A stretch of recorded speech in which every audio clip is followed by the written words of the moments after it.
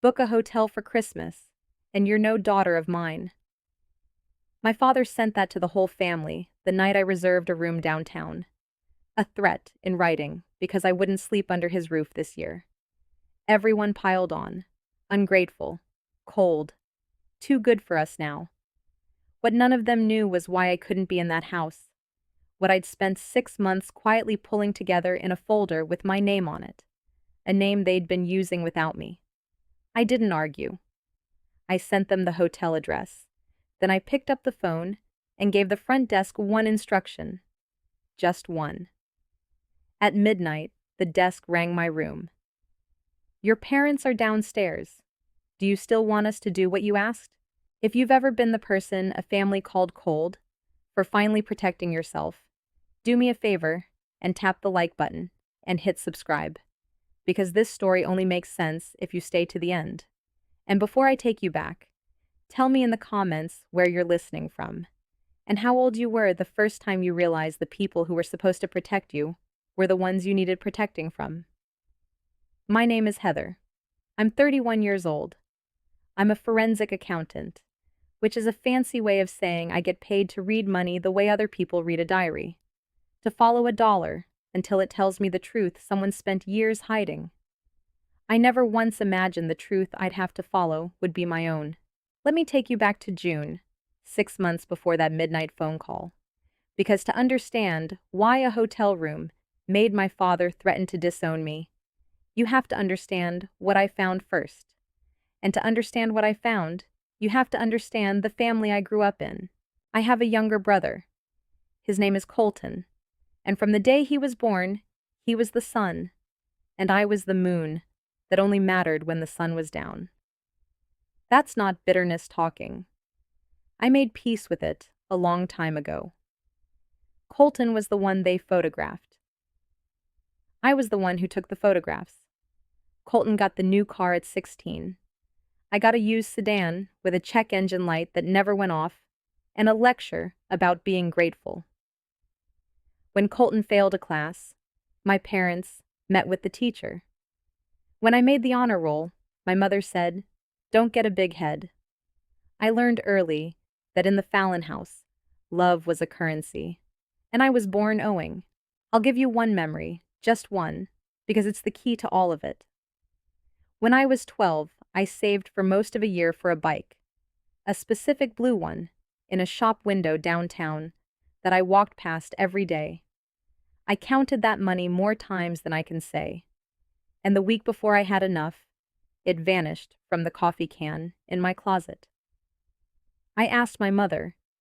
She looked me dead in the eyes and told me I must have spent it and forgotten, that I'd always been careless with money, that maybe this was a lesson. I believed her. For 20 years, I carried a quiet belief that I was careless with money. I, who would grow up to make a career out of being the most careful person in every room. It was only that autumn, sitting with my forged mortgage, that the coffee can came back to me, and I finally understood that a 12-year-old had not lost her bike money. It had been borrowed, the way everything of mine got borrowed, to cover something of Colton's, and then I'd been handed a story about my own carelessness to keep me from asking. They didn't just take from me. They took, and then they made me believe the missing thing was my own fault. That is the deepest theft there is, and they'd been committing it since I was 12. My parents are Wade and Diane. To the outside world, they're wonderful. The couple who host the block barbecue, who bring casseroles to funerals, who never miss a church potluck. My father calls himself a self-made man, though I could never once find the part he made himself. My mother runs the family the way a manager runs a store that's quietly losing money. Everything looks fine on the shelves, and no one is allowed to check the back room. And there was a group chat. 40-some relatives, aunts, and cousins, and my grandmother before she passed. And in that chat, the story of our family was written and rewritten daily, always with the same two characters. Colton, who could do no wrong, and me, who could do no right that counted. That phrase, too good for us, I want you to hold on to it, because you're going to hear it again, and it has a history. It started small, when I was a kid. I got into a magnet school across town, and instead of pride, there was a joke, repeated for years, that Heather thought she was too fancy for the neighborhood school. I moved away for college and then for work, chasing the kind of career you can't build in a town of 4,000 people. And the joke sharpened. Heather thinks she's too good for where she came from. I stopped drinking in my 20s after watching what it did to someone I loved, and even that got folded in. Too good to have a beer with her own father. Every time I built something for myself, every boundary, every ambition, every small act of becoming my own person, the family had the same 4 words waiting. Too good for us. Worn smooth from use. It took me until this year to understand what that phrase actually was. It wasn't an observation about my character. It was a leash. Every time I got far enough away to maybe notice what was being done to me, someone gave the leash a little tug. Too good for us now? And the shame reeled me right back in. The cruelest part isn't that they robbed me. It's that they built the exact insult that would keep me from ever looking down and seeing their hand in my pocket. So when I say the trouble started in a bank, I need you to understand. I walked into that bank the happiest I'd been in years. I was 30, about to be 31, and I was buying my first place. A 1-bedroom condo with a window that faced east, so the morning would come to me for once, instead of me chasing it. I'd saved for 4 years. I wore my good blazer.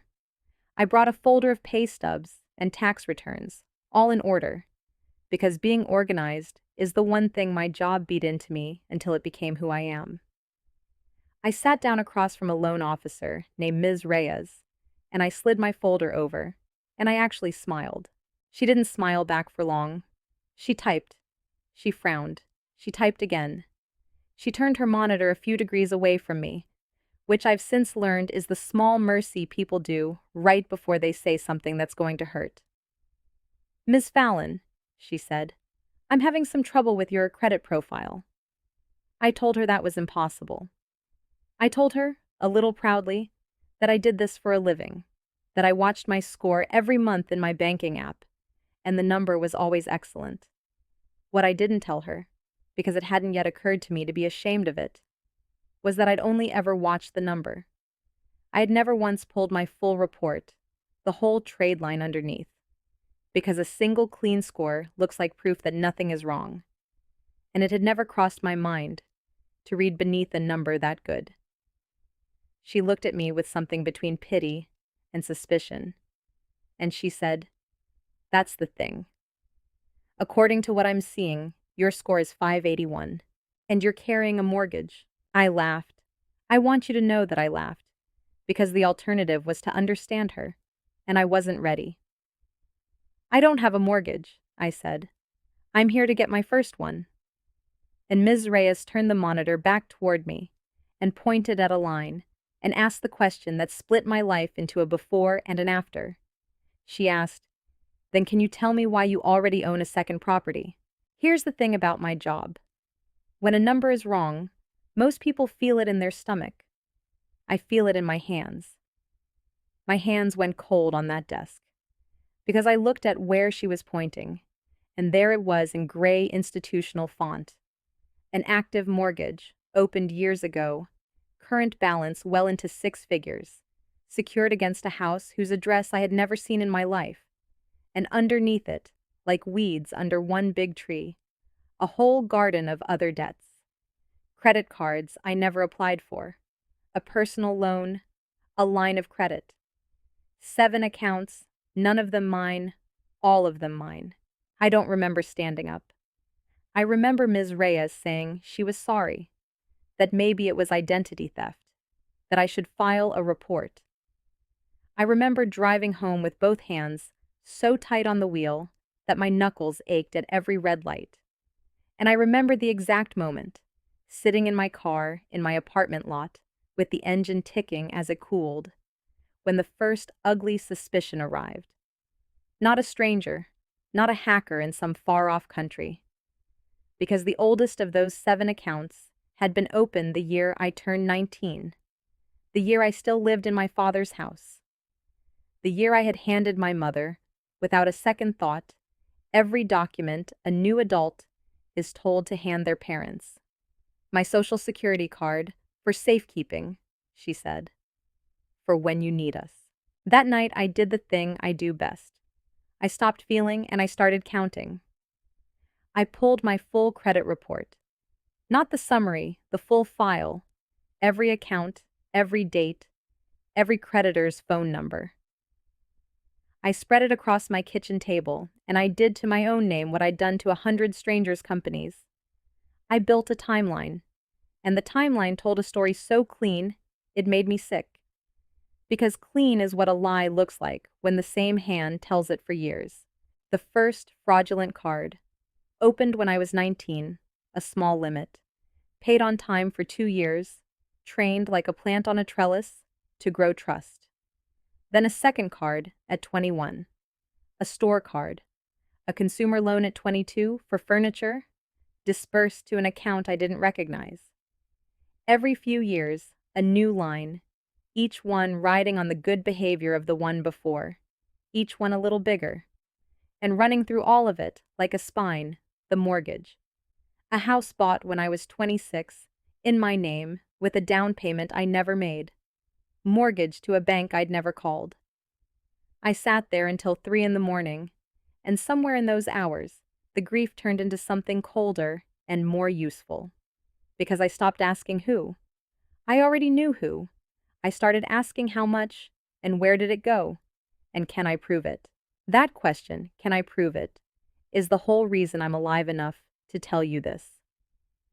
If you're new here, this is the part where a lot of people would call a family meeting, cry, demand an apology, and get gaslit into thinking they imagined the whole thing.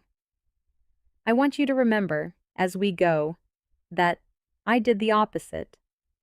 I said nothing, not a word, not in the group chat that pinged all summer with plans for Christmas, not to my mother when she called to ask if I was still being weird, not to Colton when he texted me a meme like nothing on earth was wrong. I let them believe the daughter they'd used for 12 years was exactly as asleep as they needed her to be. Because a forensic accountant doesn't accuse. A forensic accountant assembles. But before I could assemble anything, I had to survive the first week, and I almost didn't do it quietly. Twice I picked up the phone to call my mother. Once I got as far as her name on the screen, my thumb over the green button, a whole speech loaded in my chest, every year of it ready to fire. And both times I put the phone down, because I could hear, underneath my own rage, a smaller and truer voice, the one my job had trained. If you call now, all you'll get is a fight, and a fight is deniable. A fight becomes, Heather had a breakdown. A document becomes Exhibit A. I wanted Exhibit A, so I started, that first week, with the boring, holy work of a paper case. I called the fraud lines. I sat on hold with 3 credit bureaus and recited my own social security number to strangers, while a summer sale played on the radio in the background of some call center, a continent away. I placed a fraud alert on my file, quietly, the kind that doesn't announce itself to the people who'd opened those accounts. I ordered certified copies of things. I learned the language of the machine that had been eating me. And I want to tell you, there is a strange dignity in it. The first power a robbed person gets back is the power to file. Not to scream. To file. It felt like nothing. It was everything, and here is the discipline that cost me the most. I kept smiling in the group chat. When my mother posted a photo of a lake house she wanted us all to rent next summer, I typed, "Looks beautiful." When Colton posted about some new watch, I let it sit. Every day I performed the daughter who saw nothing, and every night I built the case that saw everything. And the gap between those two women is the loneliest place I have ever lived. But it was also, I understand now, the safest. Because the one thing a family like mine cannot survive is a daughter who has stopped reacting and started recording. The next weekend I drove to the house. The second house, mine, on paper, that I'd never seen. It was a real place. That's what got me. I think part of me had hoped it was a clerical ghost, a mistake, a house that didn't exist. But it stood there on a normal street, with a normal lawn, a modest two-story, with beige siding and a basketball hoop, bolted over the garage, and a rental sign in the yard, with a property manager's number. I sat across the street in my car for a long time. A house I owed $140,000 on. A house that had a mailbox and a doormat and, apparently, tenants. And a hoop where some kid I'd never met was shooting baskets in a driveway the bank believed was mine. I wrote down the property manager's number. I photographed the sign. And I felt the case click into a new gear, because now it wasn't 7 lines on a report. Now it had an address and a paper trail I had every legal right to pull. Because as far as any bank in the country was concerned, I was the owner. That's the part they never understood about what they'd done. To steal my name, they'd had to make me the owner, and the owner can request everything. So a few days later, I called the property manager, and I did not lie, because I didn't have to. I gave my name, Heather Fallon, and said I was the owner of record and needed to review the account. There was a pause, some clicking, and then a friendly woman named Donna pulled up my file and started telling me about my own house. There was a family renting it, she said. A nice couple, 2 little kids, always paid on time. The rent, she read me the number, had been deposited every month for years into an account I'd never seen, routed to my parents. My house, my debt, my name on the mortgage payment, and a stranger's rent, quietly topping off the machine every single month, so smoothly that I'd been funding my brother's life without ever knowing I owned a roof over someone else's head. I thanked Donna. I told her nothing was wrong, just an audit. Keep everything as it is. And I sat in my car, and I thought about that couple with the 2 kids, paying rent in good faith into a house owned by a woman who'd been forged into existence. Nobody in that arrangement was doing anything wrong except the 2 people who'd built it. That, I've learned, is the signature of my parents' particular genius. They never got their own hands dirty. They just arranged the world so that everyone around them, the tenants, the bank, the notary, me, kept the lie running by simply behaving decently. I hung a lot of my restraint on that couple in the following months. Whatever I did, I told myself, I would not blow up 2 kids' home to win a fight with my father. The truth would have to be a scalpel, not a bomb, so I did. Over the following weeks, I ordered the full loan file on the house. I had standing. My name was on the note. I requested statements. I pulled the closing documents. And when the mortgage packet arrived, thick as a phone book, I sat down at my kitchen table on a Tuesday night with a glass of wine I didn't touch, and I turned to the signature page. And there was my name, in cursive, signing away $140,000 I never borrowed. It was a good forgery. Whoever did it had my old signature to copy, the loopy one I used at 18, before I settled into the tight print I use now. But it wasn't mine. I never signed it. I was, according to the closing date, sitting in a cubicle 400 miles away on the day I supposedly stood in a title office and bought a house. And I could prove that. That's the part that mattered, because I don't remember signing is worthless. But here is where I actually was, is a wall. So I did what I do for clients. I built my alibi like a fortress. I pulled my old work records for that week, my badge swipe logs from the office, 400 miles away, my calendar, an expense report I'd filed for a lunch that same afternoon in a city nowhere near that title company. I found an email I'd sent at 2:14 that day from my desk.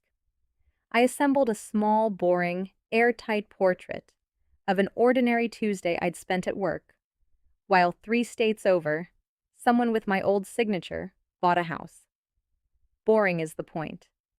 Juries and fraud investigators don't believe drama. They believe timestamps. A woman crying that she was framed is a story. A badge log, a calendar entry, and a 2:14 email are a fact, and facts don't need anyone to believe them. By the time I closed that file, I didn't have a feeling that I'd been forged. I had a documented impossibility. And an impossibility, in my line of work, is the closest thing there is to a loaded gun that never has to go off. I want to stop here and tell you something, because I think about it every day. There is a specific loneliness to discovering your family committed a crime against you, and it is not the loneliness you'd expect. It's not rage. Rage would have been easy. Rage has somewhere to go. It's the loneliness of realizing that every warm memory you own now needs an audit. The Christmas they surprised me with a laptop for college. Had they bought it? Or had they bought it with a card in my name that I'd be paying off for a decade? The vacation they said they scraped together for? Whose credit scraped it? When your family steals your identity, they don't just take your money. They take your past, and they hand it back to you as evidence. So if you've ever had to sit with a truth that reorganized your whole childhood, comment the word audit, because I promise you're not the only one at that kitchen table tonight. By August, I had the shape of it. But shape isn't proof, and proof isn't enough. I needed to follow the money, because a mortgage in my name only becomes a crime committed against me when I can show the money never touched me, and instead went somewhere it should not have. So I did what I do for a corporate client. I traced it. The house's rental income, the disbursements, the payments. I pulled what I could and matched it against the accounts I'd been able to identify. And the money had a destination. It flowed, over years, in 100 small streams, toward one place. And I need you to understand, I did not want to find what I found, because the destination had a name. Colton, my brother, it went to Colton. Not all of it. Not directly. Not in a single damning wire I could hold up like a movie prop. My parents were careful, in the way people are careful when they've been getting away with something so long that carefulness has become a reflex. But money leaves a shape, even when it doesn't leave a fingerprint, and the shape was unmistakable. Every time a new line of credit opened in my name, within weeks, a debt of Colton's went quiet. A card that was maxed got paid. A loan from a friend got settled. My brother, I slowly understood, had a problem that ate money the way a fire eats a house. Fast and hungry, and always needing more. Colton gambled. I didn't know it then with certainty, only the shape of it. But the shape was enough. The withdrawals, the round numbers, the pattern of a man who is always one big win away from fixing everything and never ever is. And my parents, unable to say no to their son, unwilling to let their golden boy face a single consequence, had found a bottomless account to draw from. They'd found me. I saw the machine run once, in the flesh, that August. And it's the reason I stopped having any doubt. There was a family barbecue, my father at the grill in his apron, the whole warm performance, and I went because vanishing would have raised questions I wasn't ready to answer. And I watched, with my new eyes, a thing I'd watched my whole life, without seeing. Colton pulled Dad aside by the cooler. I couldn't hear it, but I didn't need to. I'd been reading this ledger for months. I saw my father's face do the thing it does. The sigh, the shoulder squeeze, the nod. I saw him glance, just once, quick and unconscious, in my direction. And I understood that I had just watched the exact gesture that had cost me $140,000, performed casually, over a cooler of soda, as ordinary to them as passing the ketchup. Then Colton found me by the fence and slung his arm around my shoulders and told me I looked good, and asked, so easy, so light, whether I could spot him a few hundred until the end of the month. Cash, this time. Small. And I want you to understand the vertigo of that moment. Standing there while my brother, who was at that instant 6 figures into my life, without either of us saying it out loud, asked me for beer, money, like it was nothing. I said I was a little tight myself right now. He laughed and said, "You? Miss Responsible?" and squeezed my shoulder and walked off. And I stood at that fence and felt the last soft thing in me, toward him, quietly, go hard. Not because of the few hundred, because of the ease. You have to have taken an enormous amount from someone to ask them for a little bit more that casually. 12 years. That's the number that kept me up. For 12 years, while they called me cold and ungrateful, and too good for the family, I had been the family's bank.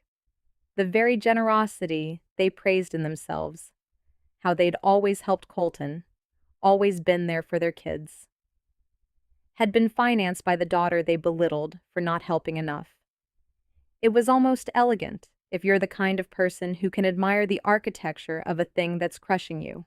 What kept me steady through all of it, strangely, was work. That fall, I was staffed on a case. A mid-sized company whose bookkeeper had been quietly skimming for 9 years, hiding it inside the ordinary noise of an honest-looking business. And every day I went to an office and did to a stranger's numbers exactly what I was doing to my family's at night. And the parallel was not lost on me. The skimming bookkeeper had lasted 9 years for the same reason my parents had lasted 12. Not because the fraud was sophisticated, but because everyone around it trusted too much to look. Small amounts, consistent, wrapped in a relationship. The most successful fraud in the world isn't clever, it's boring, and it's committed by someone you'd never suspect, because suspecting them would mean admitting something about your own life you can't afford to admit. I caught the bookkeeper. I laid the pattern out for the company's owners, and I watched their faces do the thing faces do. The disbelief, then the math, then the grief, because the bookkeeper was the owner's college roommate. And driving home from that meeting, I realized I had just rehearsed, on strangers, the exact conversation I would one day have with my own family. I wasn't only building a case that fall. I was practicing how to survive the moment someone you trusted becomes a number you have to read out loud. And then I found the last document, and elegance stopped being a word I could use. It was near the bottom of a box of my old things my mother had made me take when she redid the guest room. My baby book, some report cards, and a folder I didn't remember. Inside it was an application, filled out in my own 17-year-old handwriting, dated the fall before I turned 18. A study abroad program.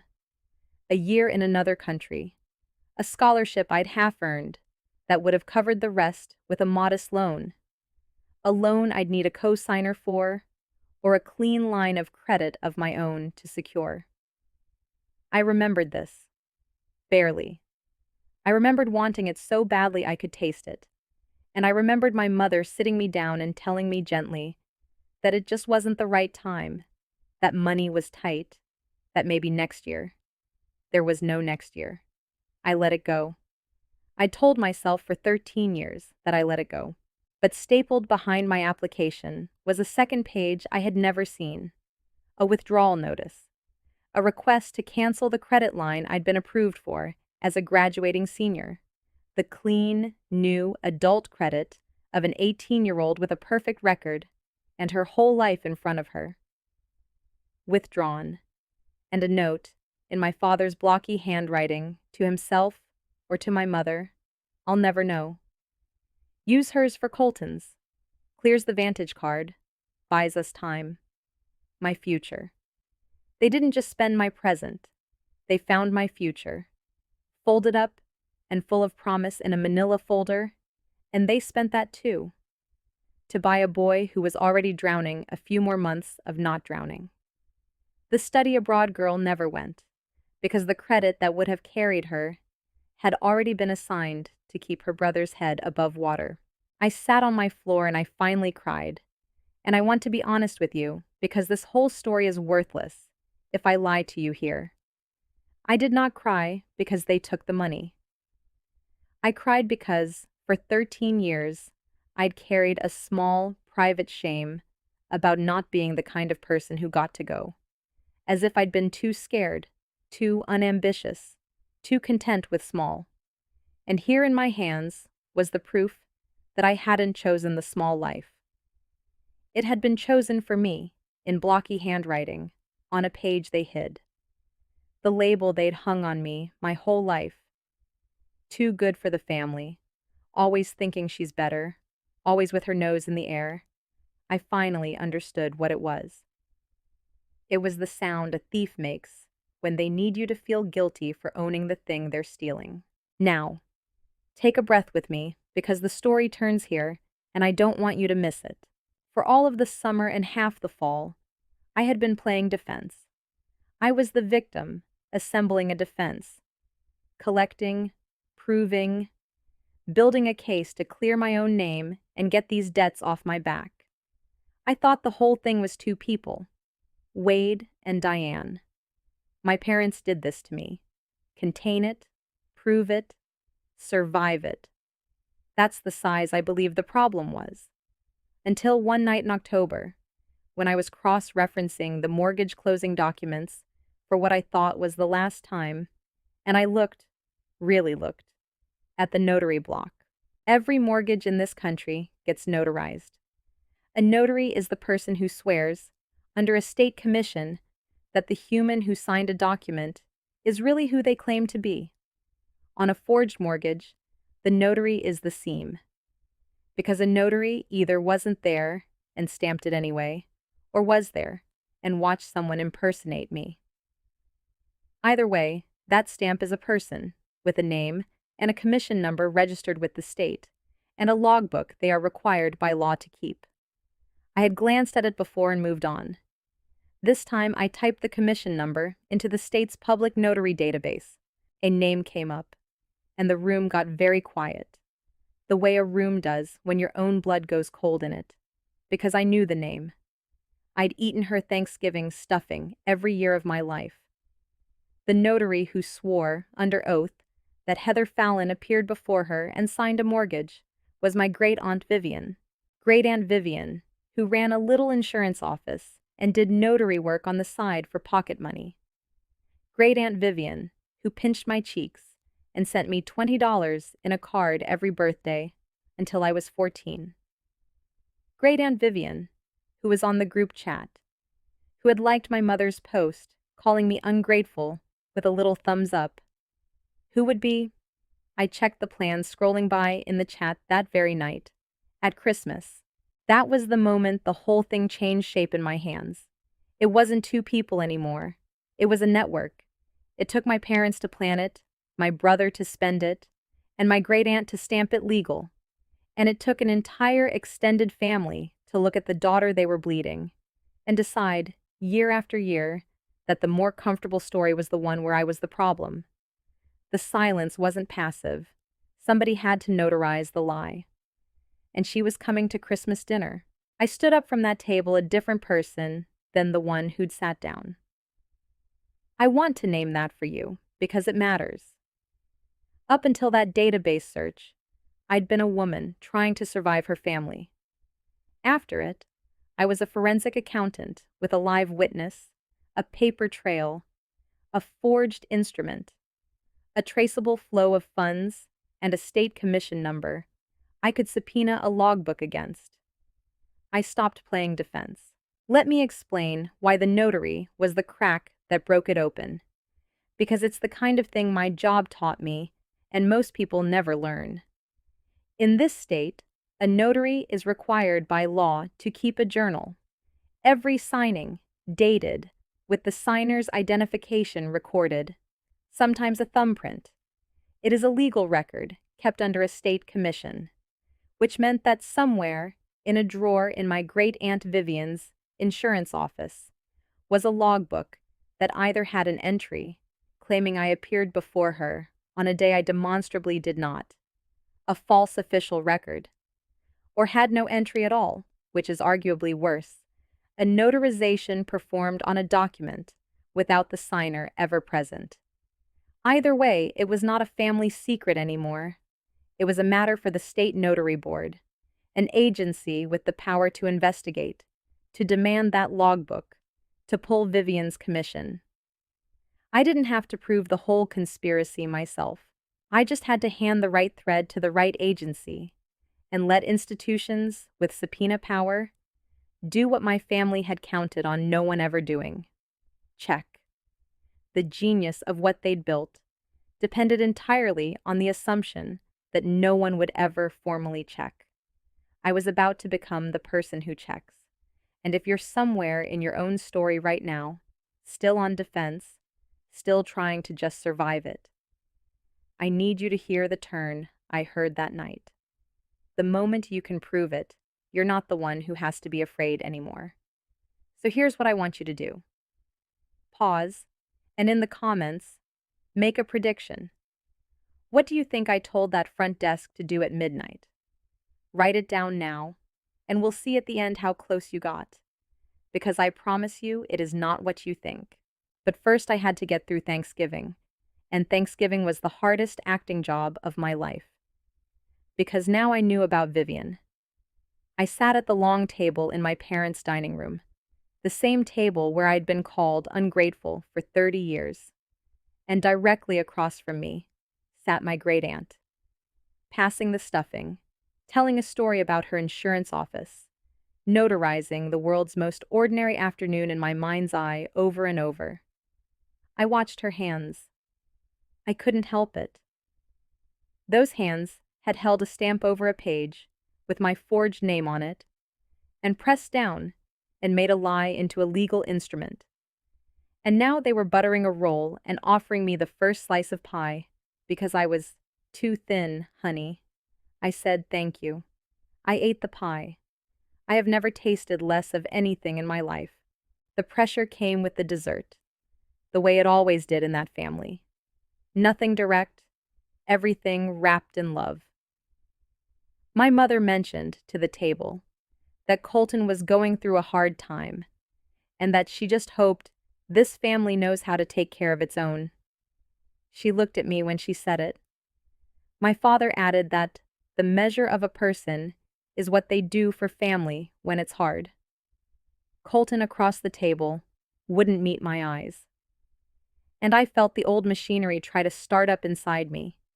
The guilt, the reflex to fix, to smooth, to be the good daughter who makes the hard thing go away. I felt it, and for the first time in my life, I recognized it as something being done to me rather than something I felt. That recognition is a kind of freedom I can't fully describe. The guilt still came. It just couldn't drive anymore. Then, in the kitchen, drying dishes, my cousin Rachel, younger, kind, the only one in that family who ever seemed to see me, bumped my shoulder and said quietly, "You okay? You've been somewhere else all day." And for one dangerous second, I almost told her everything. I almost put down the towel and let the whole flood out. But I looked at her, open, worried face, and I understood that if I told Rachel, I'd be handing her a burden she couldn't carry, and a secret she'd have to keep at every family dinner for the rest of her life, and I would be doing to her a smaller version of what had been done to me, pulling someone innocent into a lie to serve my own need. So I smiled and said, I was just tired. Work was heavy. She didn't believe me, but she let it go, and she squeezed my arm, and that small, uncomplicated kindness, the only clean thing in that whole house, is what steadied my hands for what was coming. I drove home from Thanksgiving certain, not angry anymore, certain. There's a difference, and the difference is everything. Here is what I decided, and I decided it the way I decide everything, which is slowly on paper, weighing options, like a woman diffusing something. I could go to the police first. I could go to the bank first. I could hire a lawyer and let them fire the opening shot with a letter.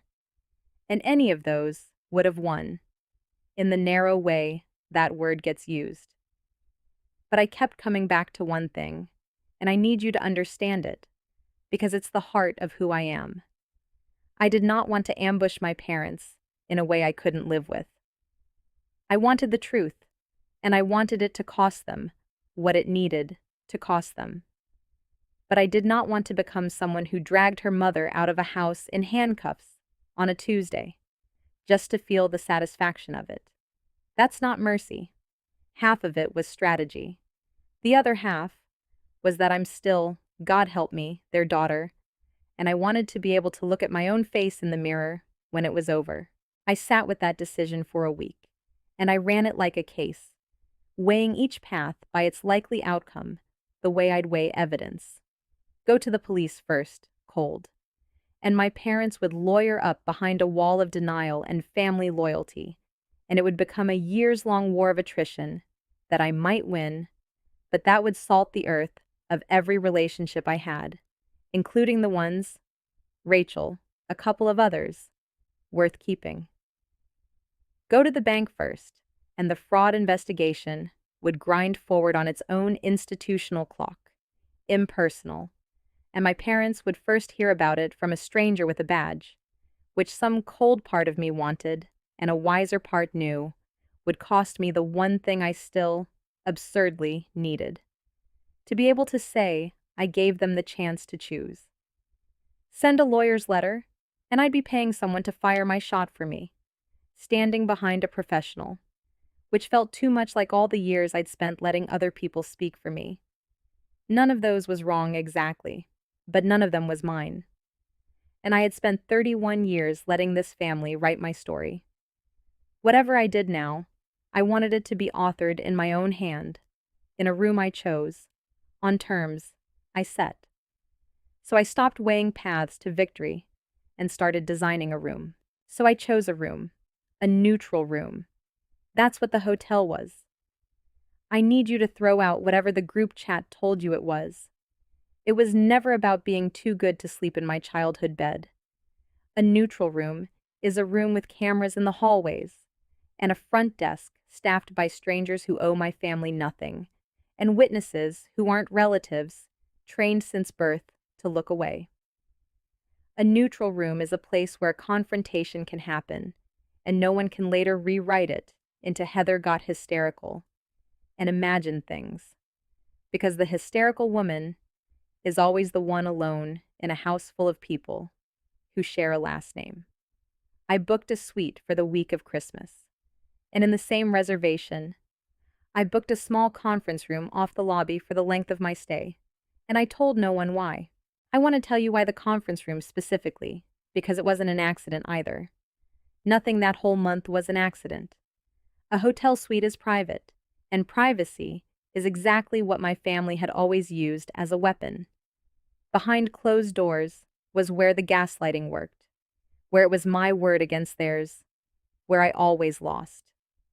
But a conference room off the lobby with a glass door and hotel staff 20 feet away is a room that is private enough for a family to have a conversation and public enough that the conversation cannot later be rewritten.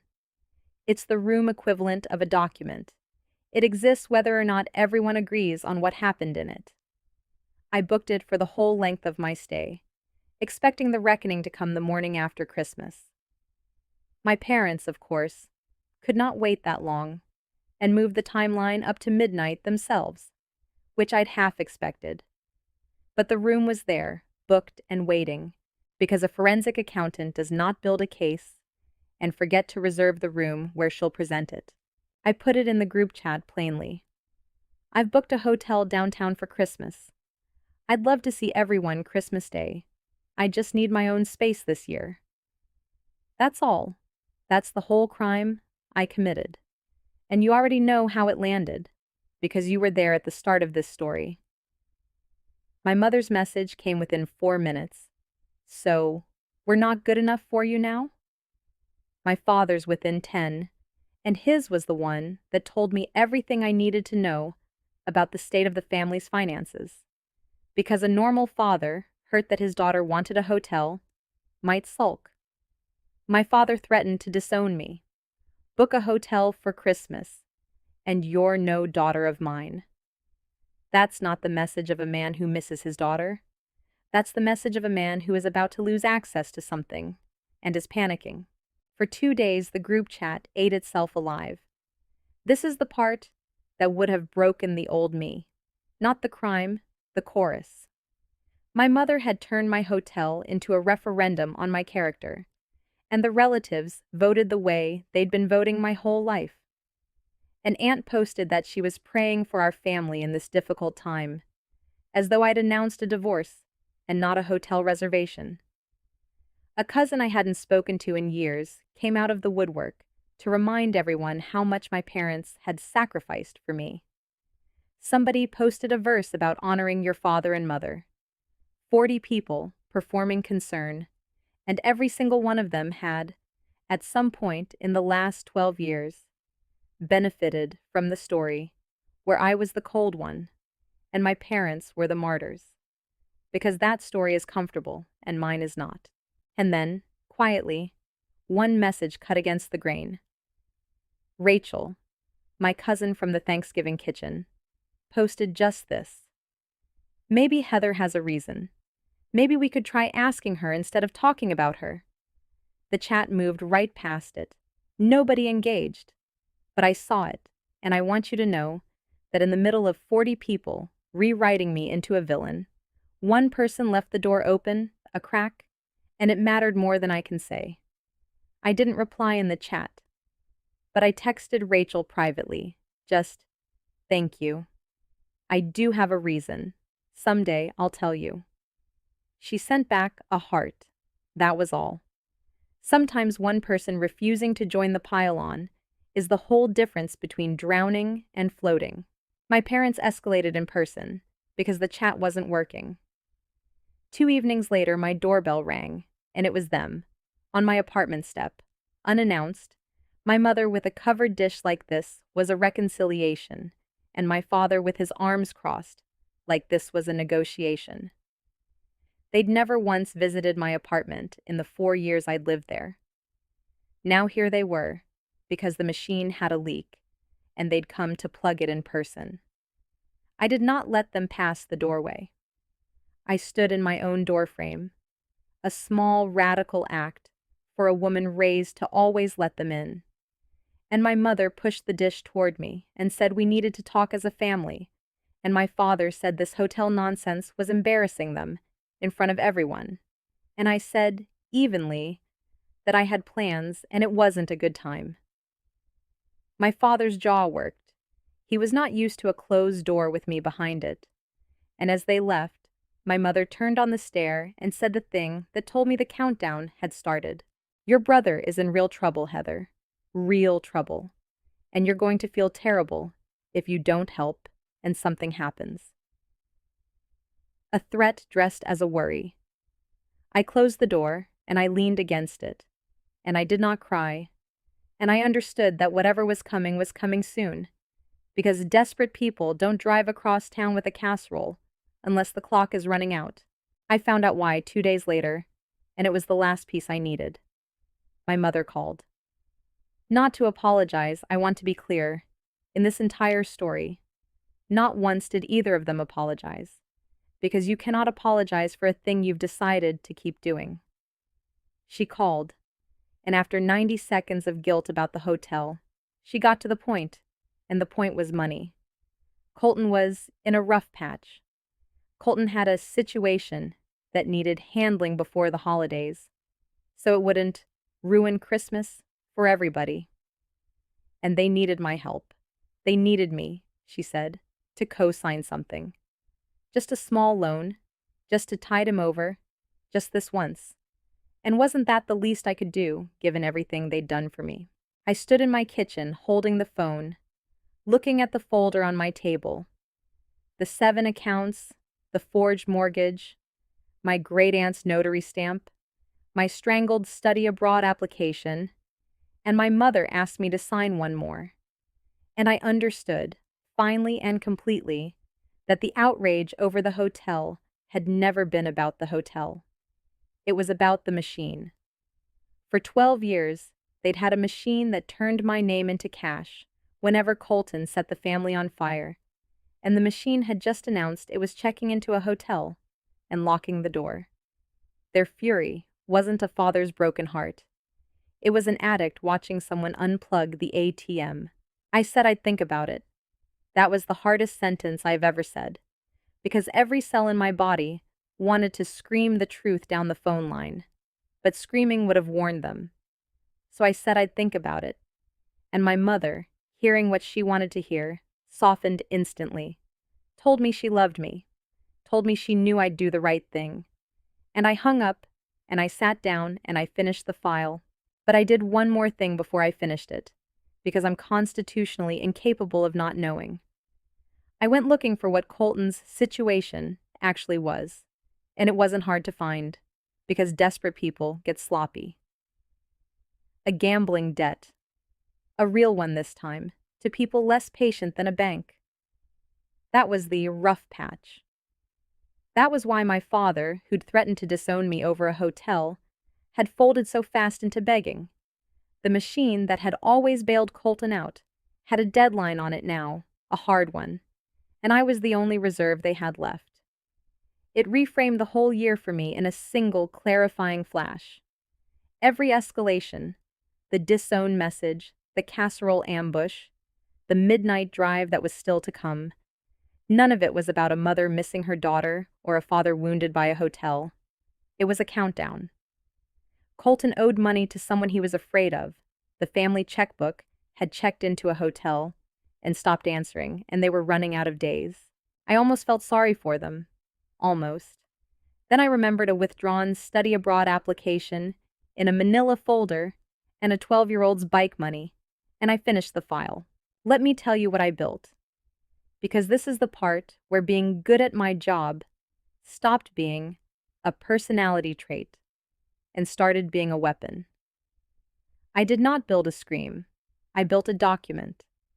I pulled my complete credit report, and I highlighted the 7 accounts that were not mine, each with its open date, each time-stamped to years I could prove I had no involvement. I assembled the mortgage packet with the forged signature page flagged, and beside it, a page of my true signature, my driver's license, my real bank cards, the tight print I actually use, so that any stranger could hold them side by side and see the lie. I printed the notary block with Vivian's commission number, and beside it, the state database record with her name. I built a simple flow of funds summary, the kind I'd show a jury, tracing how credit opened in my name preceded, again and again, the quieting of Colton's debts. And I made a copy of the study abroad withdrawal, with my father's handwriting on it, because some crimes are financial and some are just cruel, and a jury of relatives should see both. Then I did the thing that made it real and legal and impossible to gaslit away. I did not rely on a secret recording. I want to say that plainly, because I know some of you are yelling at your screen to just record them confessing. In my state, and in many, you cannot legally record a private conversation without everyone's consent, and a case built on a crime is a case that collapses. I did not need their voices. I had their paper. Instead, I prepared an identity theft affidavit, the real one, the federal form, and I began the police report, and I drafted the disputes to every creditor, the formal documents that a fraud victim files to lift stolen debt off her name. I had sitting in a folder the full machinery to legally sever myself from $140,000 of their lie and place it back where it belonged, on the people who created it. I just hadn't pulled the trigger yet, because I wanted to give them one chance to do the right thing first. Not for them. for me. I want to be precise about that machinery, because it's the part that turns a victim into a survivor, and nobody ever explains it to you until you're in it. Identity theft in this country has a real, unglamorous path out. There's a federal identity theft report you file, a sworn affidavit that becomes, once you attach it to a police report, a document creditors are legally required to take seriously. With it, a fraud victim can dispute accounts, demand that furnishers block the fraudulent items, and critically, request the underlying application documents, the very paper that shows whose hand really opened the account.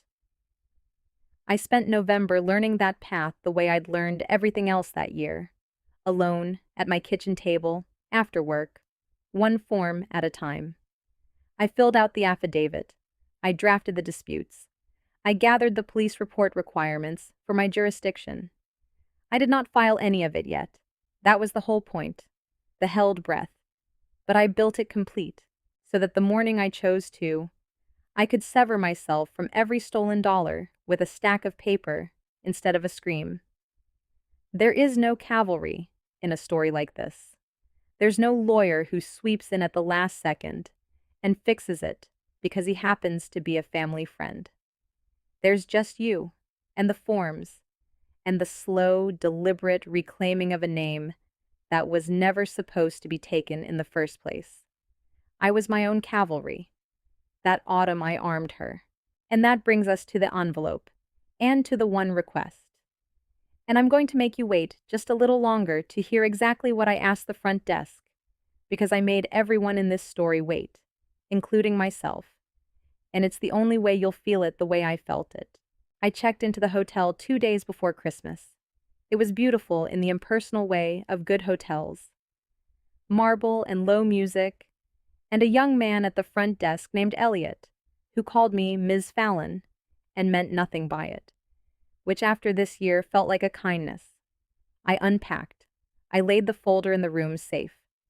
And I went down to the desk, and I asked Elliot if he had a moment.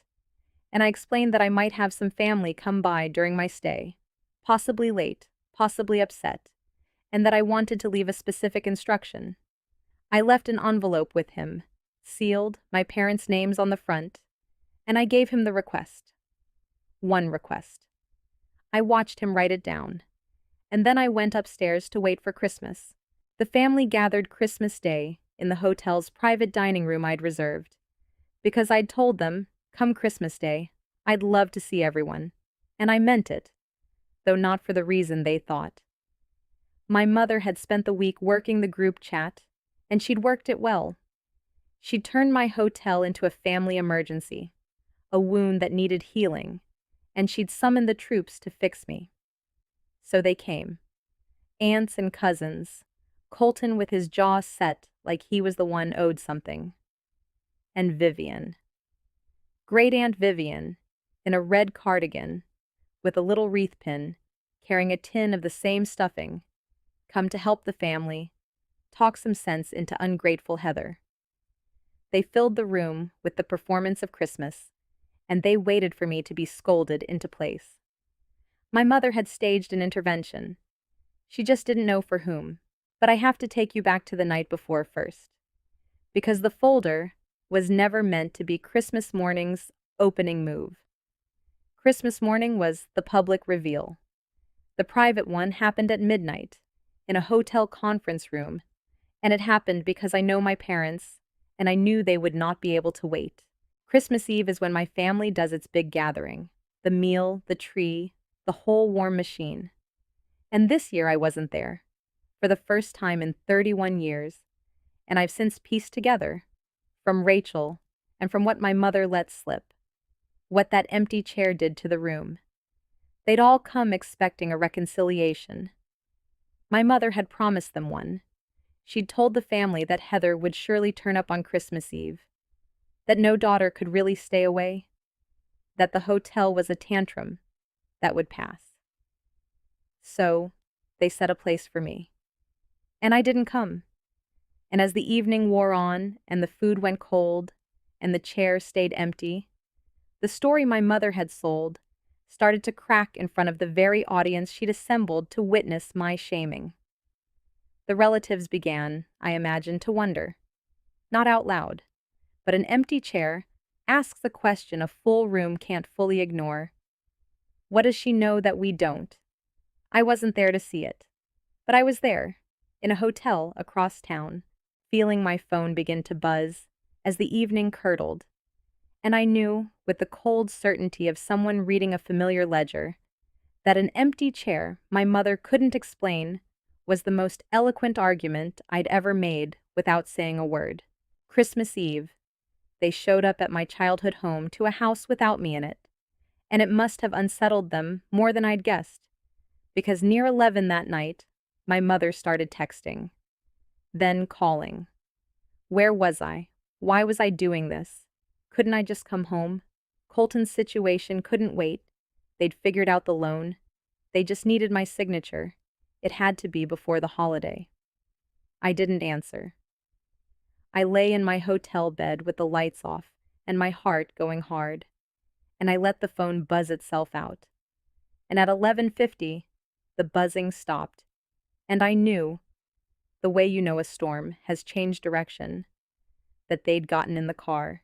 At 11:58, the phone on the nightstand, the hotel phone, lit up, and Elliot's voice, careful and quiet, said the words I will hear for the rest of my life. Ms. Fallon, I'm sorry to call so late. Your parents are here at the front desk. They're asking for your room. You left an instruction. Should we go ahead and do what you asked? And here, finally, is the request. Here is what I told the front desk 3 days earlier. The thing none of them could have predicted, and the thing you were guessing at all this time. I did not tell them to turn my parents away. I did not tell them to call security and have the ungrateful daughter's family thrown into the cold, which is the revenge the group chat would have written for me and half of you predicted. I told Elliot this. If my parents come in the night, do not send them away. Don't embarrass them in the lobby. Take them to the small conference room I've reserved. Hand them the envelope I left with you, and then call my room, and I'll come down. That was it. That was the whole terrible mercy of it. Come in, sit down, read the truth, and then we'll talk. Because I had decided, somewhere in that long autumn, that I would not become them. They ambushed me for 12 years in the dark. I would meet them in a lit room with the door open, and I would hand them, in writing, the exact thing they never once handed me, the truth and a choice. I told Elliot yes. Go ahead. I put on the clothes I'd laid out. Not pajamas, not the armor of a blazer either. Just clean clothes, because I wanted to meet this as myself. And I took the elevator down, and I walked into that little conference room, and I found my mother and father sitting at a laminate table under fluorescent light, and on the table in front of them was the sealed envelope, unopened, and beside it, was a small stack of papers they had brought with them. Loan documents. They had driven to a hotel at midnight on Christmas Eve, not to reconcile with their daughter, but with a pen and a fresh loan for me to co-sign, so certain that a little pressure would break me the way it always had. They brought the crime with them, in a folder, and set it on the table next to the one I'd left. I have never in my life seen anything explain a family so completely as those two folders sitting side by side. Heather, my father started, standing, going straight for the warm authority that had worked on me for 30 years. This has gone on long enough. Your brother needs— Open the envelope, Dad, I said, and I sat down across from them, and I folded my hands and I waited. That's a forensic accountant's whole skill in the end. Not the math, the waiting, letting the numbers speak for itself. My mother opened it. I watched her face as she pulled the pages out, and I watched the exact second the color left it. Not when she saw the credit report. She could have talked her way around that. But 2 pages in, when she reached the closing document, with the forged signature, and then the notary block, And then my father's blocky handwriting on a study abroad withdrawal from 13 years ago that she'd forgotten existed, that she'd never dreamed her daughter had found. My father snatched the pages from her. He read faster, the way guilty people read, looking for the exit. There wasn't one. I'd built it without an exit. For a moment, nobody spoke. The fluorescent light hummed. My mother's hand had gone to her throat, and I watched my father cycle, in real time, through every tool that had ever worked on me. First, the charm. Heather, sweetheart, this is a misunderstanding. Let's not. I said nothing. Then the authority, the big voice, the one that used to fill our house and make me small. You have no idea what you're talking about. This is family business, and you've gone and. I said nothing. Then, when the silence held, the thing underneath both of those, the real engine, the anger. After everything we did for you. After everything. And there it was, the whole theology of that family in one sentence. Everything we did for you. Spoken by a man holding a document, proving that everything they did had been done with my money, in my name, without my knowledge. I let him hear his own sentence land in that little room. I didn't argue with it. I just looked at the forged mortgage on the table between us, and then back at him. And I watched him understand that the sentence didn't work anymore. That the currency he'd spent my whole life paying me in had just been revealed as counterfeit. He sat back down, slowly, a man doing math he didn't want to finish. And here is where they showed me who they were, one final time, so there could be no doubt for you or for me.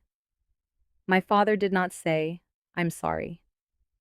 My father said, "Where did you get this?" As if the crime was that I'd found it. My mother did not say, "I'm sorry."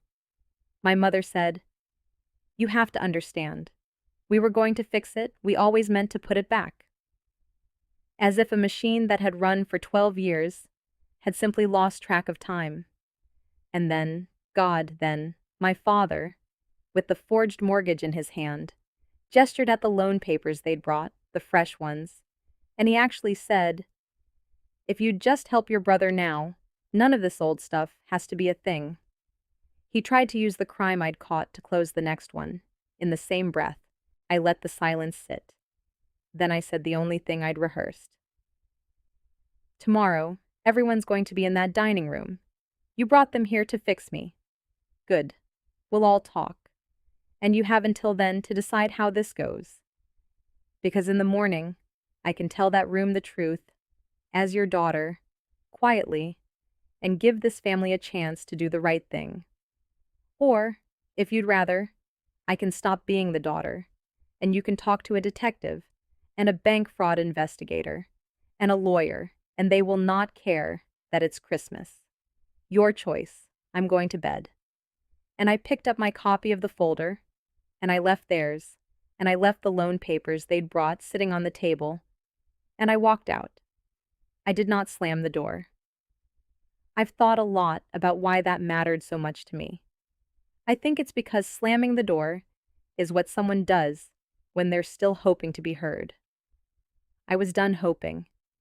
The quiet click of that door was the loudest thing I've ever done. Ever. I did not sleep. I sat by the window with the curtain open, watching the city not care that my life had turned over. And I waited for morning, the way you wait for a verdict. And when morning came, I got dressed. And I went down to a dining room decorated for a Christmas that was about to become the last one this family ever spent pretending. They were all there. The performance was in full swing. My mother had clearly not told a soul what waited in her chest, because she was smiling, moving through the relatives, laying the groundwork, dropping little lines about how she just hoped Heather would come around today, how families forgive, how the important thing was everyone under one roof. She'd built the whole morning as a stage to shame me back into place. Colton lounged in a chair, on his phone, radiating the boredom of a man who has never once had to be afraid of a consequence. And Vivian sat near the window in her red cardigan, a cup of coffee in her hands, and she smiled at me when I came in and said, "There she is." And I smiled back, and I felt the last of my hesitation die, because a woman who forges a mortgage and then smiles at you over Christmas coffee is not a woman who deserves your protection. My father caught my eye from across the room, a warning and a plea. He'd made his choice. They were going to brazen it out. They were betting, one last time, that in front of the whole family, with the pressure of everyone's eyes, I'd fold, because I always had.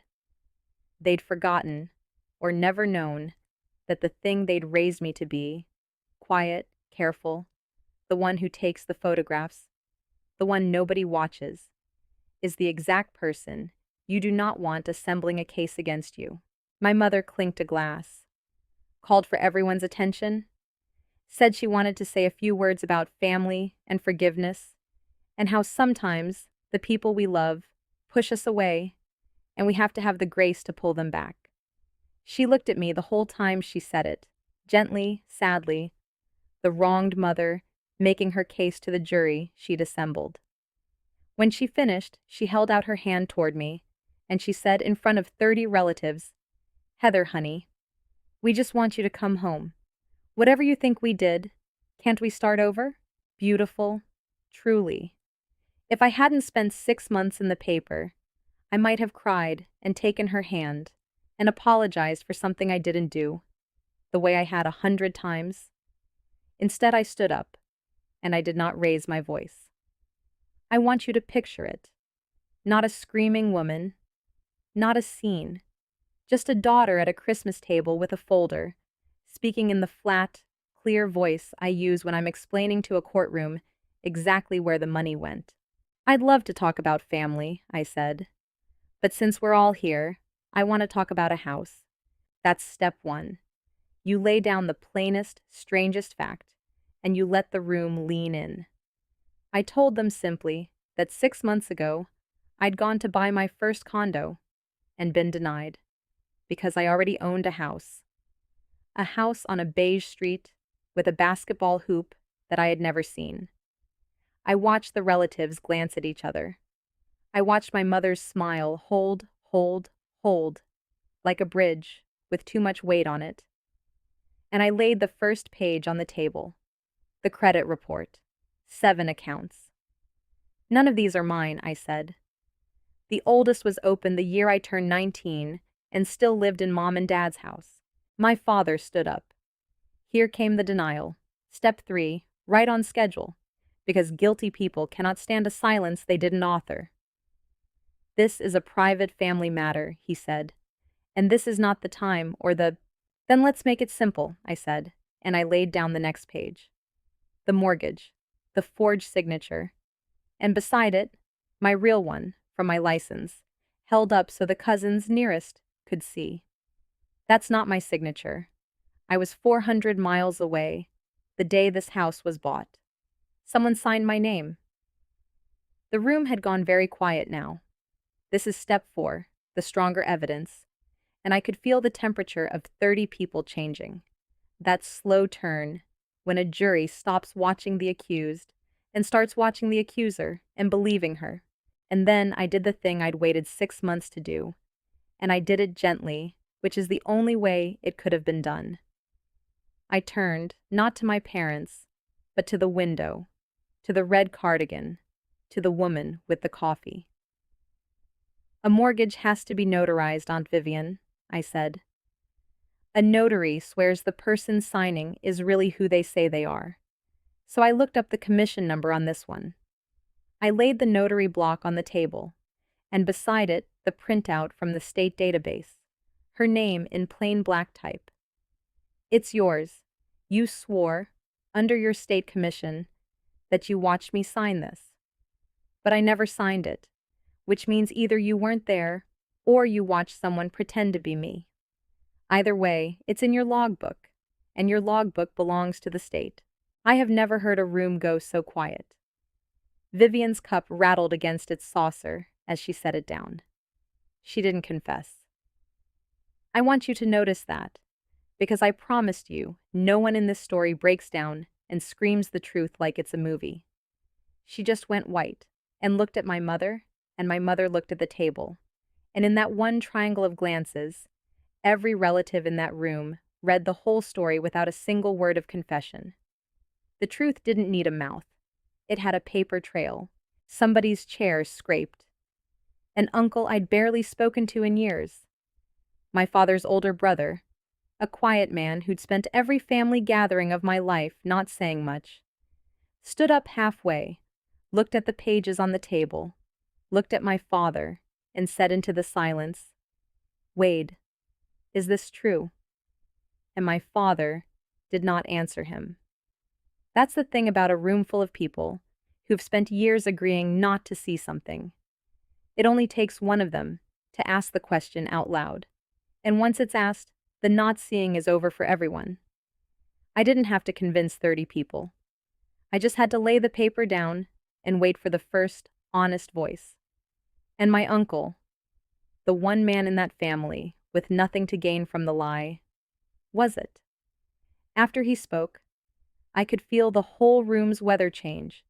30 years of a carefully maintained story coming apart, not in an explosion, but in a slow, quiet, collective exhale, as one relative after another finally let themselves understand the thing they'd half known and chosen not to. That's the fifth step, the final reveal, and I laid the rest down like a dealer laying down a winning hand. Not fast, not gloating, just steady. The flow of funds, every line of credit in my name, and how weeks later, a debt of Colton's went quiet. Colton looked up from his phone for the first time. I laid down the study abroad withdrawal, my father's handwriting plain. Use hers for Colton's. And I heard one of my aunts make a small sound, because it's one thing to move money, and another to see a father sell his daughter's future in his own hand. I turned to my brother then, only for a moment. Colton had gone a color I'd never seen on him. And I want to be fair to the truth here, because this is not a story where I get to pretend my brother is a cartoon. I don't think Colton ever sat down and drew up a plan to rob me. I don't think he had the discipline for a plan. I think he simply took, the way he'd always taken, and never once asked where it came from, because asking would have required him to be a different person than our parents had spent his whole life making sure he never had to become. "Did you know?" I asked him quietly, and it was the only question I asked anyone in that room that I actually wanted answered. And Colton opened his mouth and closed it, and looked at our mother. And that look was its own answer. He didn't know the mechanics, but he knew there was always more money when he needed it, and he knew better than to ask why. And in a family, that particular not asking is its own kind of signature. I didn't need him to confess either. His whole slack, frightened face was confessing for him. Not to a crime he'd engineered, but to a lifetime of comfortable not looking. Which is how every machine like ours keeps running, on the people who benefit and decline to ask. And last, I laid down the loan papers. The fresh ones. The ones they'd brought to my hotel room at midnight, that I'd left on the conference table and quietly retrieved that morning. And last night, I said, at midnight, my parents drove to my hotel, not to say sorry, to bring me these. One more loan for Colton, for me to sign. While this, I touched the forged mortgage, was already sitting in a folder with my name on it. That's who came to my door on Christmas Eve. Silence. That's step 6, and it's the loudest step there is. The performance was over. There was no version of the morning left, where I was the ungrateful daughter who needed to come home. My mother's summoned jury sat in the wreckage of the story she'd told them, and my father. This is step 7, the loss of control. And it did not look like rage. It looked like a man reaching for a rope that was no longer there. My father said, weakly, to the room, "We were always going to pay it back."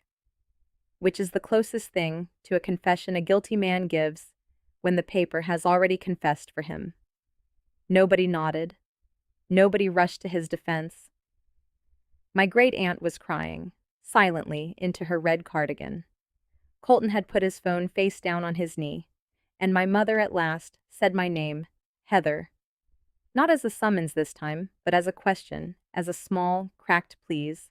If you've made it this far with me, I need you to do the thing this whole story has been building you toward. Whoever it is in your life that's been telling you you're cold, or dramatic, or too much, or too good for the family that keeps taking from you, I need you to consider that the label was never about you. It was the sound they made to keep you from checking the back room. If that landed, comment, back room, and share this with the one person who needs to stop apologizing for finally locking a door. Because here's how it ended, and here's the boundary I want you to steal for yourself. I did not call the police from that dining room. I want you to know I could have. I had the affidavit drafted, the report started, the creditor disputes ready to file. And a part of me, a loud part, wanted the handcuffs, the scene, the perfect symmetric revenge of watching them lose control the way they'd made me lose a future. But I'd learned something in 6 months of following my own stolen money. And it's this: revenge and justice look similar from a distance, but only one of them lets you sleep. So I told the room the truth about what would happen next calmly, as consequence, not as threat. I told them that after the holiday, I would be filing an identity theft affidavit with the federal government and a report with the police and formal disputes with every creditor, because those 7 accounts and that mortgage were fraud, and I was legally entitled to have them lifted from my name and placed where they belonged. I told them that meant the debt, the real 6-figure debt, would fall to the people who actually created it and spent it, and that I would be cooperating fully with the bank's fraud investigators and the notary board, and that what happened to Vivian's commission, and to my parents, and to Colton, would be decided by people whose job it is to decide such things, not by me at a Christmas table. I was done being the machine. Getting the truth on the record was not cruelty. It was just me, finally, refusing to keep paying for a lie. And then I said the only thing I'd wanted to say all along, the sentence I'd been writing in my head since June. And I said it looking straight at my mother, because she was the one who taught me that love in our family was a bill. I'm still your daughter, I said. I'm just not your bank account anymore. Then I picked up my folder and I wished the room a Merry Christmas. And I meant it, in the strange, hollowed-out way you can mean a thing once it's finally true. And I walked out of that hotel into the cold, clear morning, and I did not look back. And my hands, for the first time since June, were warm. I'll tell you how it settled, because you stayed, and you've earned the ending. The debts came off my name. It took months, and forms, and a dozen phone calls, where I recited my own violation to strangers in call centers. But the law, when you can prove your case, is on the side of the person who was robbed. My credit healed. The family split, the way families do when a secret finally surfaces. Not cleanly, not fairly, but along lines that told me a lot about who people really were. Some relatives closed ranks around my parents, because the alternative was admitting they'd spent a decade praising a lie and scolding its victim. And pride is a powerful accountant of its own. A few reached out to me, quiet and ashamed, with variations of, I always felt like something wasn't right. I was gentle with them, and I did not let them off the hook, because feeling that something wasn't right and saying nothing for 12 years is its own small ledger, and I've learned not to forgive debts that haven't been acknowledged. But Rachel called me the week after Christmas, and she didn't say I told you so, and she didn't ask for the whole story. She just said, I'm proud of you, and I'm sorry it was true. And then she asked if I wanted to get coffee, like a person, like family is supposed to be. And I did. And that coffee, with the one relative who'd left the door open when everyone else was slamming it, was the first meal in a very long time that I actually tasted. I filed everything the first week of January, exactly as I told that dining room I would. The affidavit, the police report, the disputes to 7 creditors and 1 mortgage servicer. I sat on hold, again, and recited my own violation to strangers, again, but this time it felt different. Not like a wound I was reporting, but like a door I was closing, one account at a time. The bank opened a fraud investigation. The notary board opened a file on a commission number I'd handed them on a printed page. I cooperated fully with both, and then I stepped back, because that was the whole point of doing it this way. I set the truth in motion through the proper channels, and then I let institutions built for exactly this carry it, so that I could go back to my own life instead of becoming a full-time prosecutor of my own family. It took months. Fraud always does. But slowly, account by account, the debt that was never mine lifted off my name like a fever breaking and settled where it had always belonged. My parents and my brother are dealing with what they built, in the ways such things get dealt with, and I've made my peace with not being the one who decides their punishment. That was never my job, and taking it on would only have made me their bookkeeper one last time. Vivian and I do not speak. Colton and I do not speak. Though I hear he finally, at long last, out of money he could steal, had to face the thing he'd been running from, and I hope for his sake he does, because I loved my brother, before I knew what loving him was costing me. My parents call sometimes. I let it go to voicemail. Maybe someday I'll pick up. Not to reconcile the accounts, those are closed, but maybe just to hear their voices as the people they might have been if they'd ever, once, chosen me over the easy lie. People ask me, the few I've told, whether I feel guilty, whether turning in your own parents makes you a bad daughter, whatever the crime. And I've thought about it honestly, because I don't want to be the kind of person who stops asking herself hard questions just because she was wronged. Here's where I've landed. Guilt is what you feel when you've done something to someone.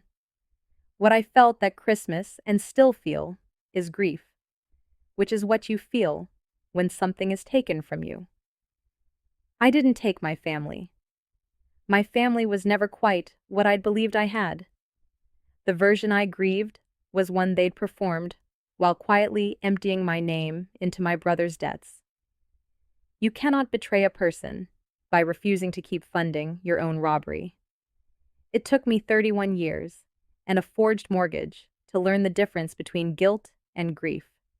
But I know it now, in my body, and I will never confuse the two again.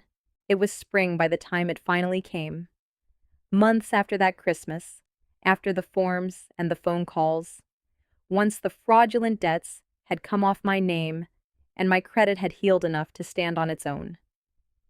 A different bank this time, a fresh start, a loan officer I'd never met, and an email that arrived on an ordinary bright afternoon when the winter was long gone.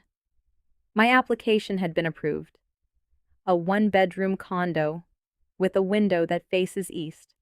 So the morning comes to me now, every day, instead of me chasing it. My name on the deed. Only my name. Signed in my own tight, careful print, by my own hand, for the first time in my life, on a document that was entirely, unmistakably, unstealably mine. They spent 12 years telling everyone I thought I was too good for this family. It turns out they were half right. I was never too good for them. I was just, finally, done being good for nothing. And the first morning I woke up in a home that no one could take, in a name that was only mine. The sun came up in the east and found me already awake. Not chasing anything, not owing anyone, just a woman in her own house, watching the light arrive right on time.